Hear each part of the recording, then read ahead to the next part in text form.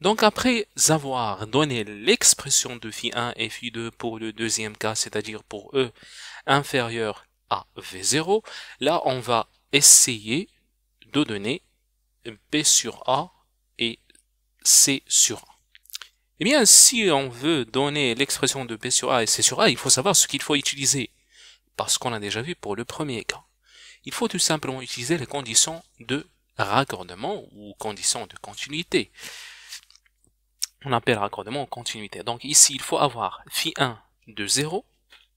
Il faut que phi1 de 0, là, juste avant, soit égal à phi2 de 0.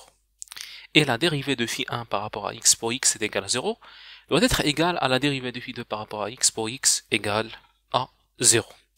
Donc on va utiliser les conditions de raccordement. Donc ces conditions sont phi1 de 0 égale à phi2 de 0. Donc cette condition implique que A plus B égale à C.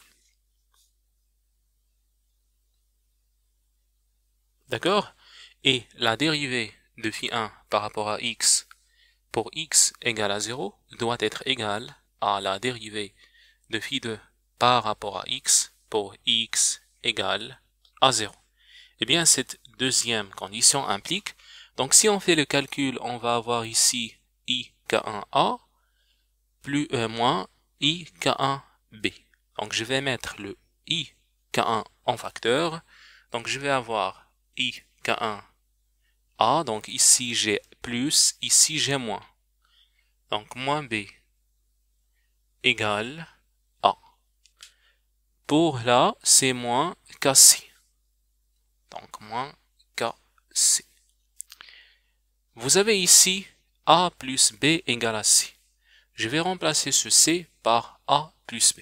Donc je vais avoir i k1 a moins b égale a moins k a plus b. Maintenant, j'ai ce a multiplié par i k1 ici multiplié par moins k. C'est-à-dire que je vais avoir a i k1. Si on met le k là, ça va devenir plus. Donc plus k égale a. Pour le b, je vais avoir b facteur. Donc ici, j'ai moins k. D'accord? Donc moins k. Si je mets le moins ik1 ici, c'est ik1.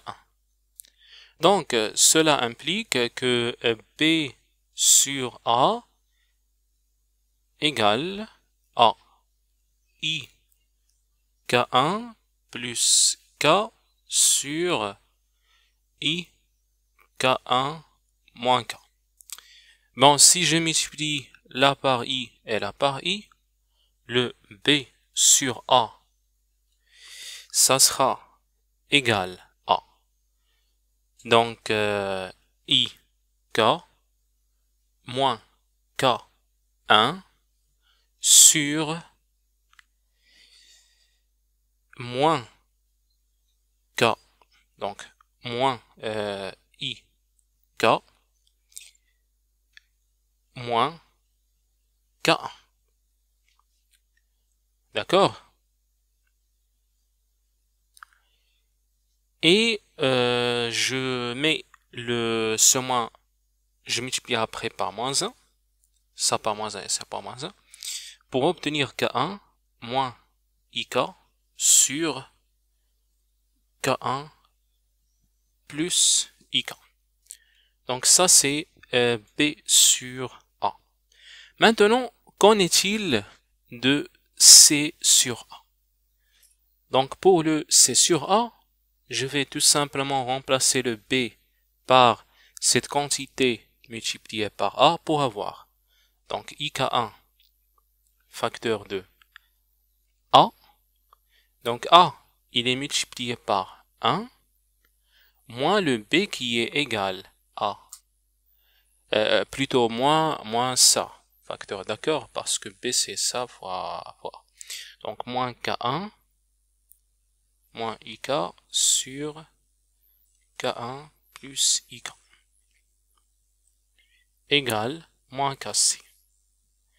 Alors, je réduis au même dénominateur pour avoir K1 plus IK,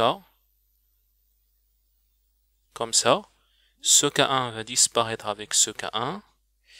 Ce moins avec ce moins, c'est plus, donc ça donne plus de IK. Ce K va disparaître avec ce K.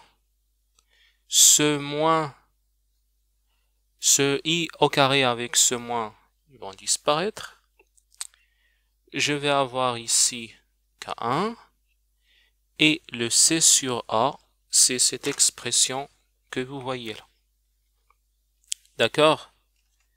Donc on vient de donner l'expression de C sur A et de B sur A.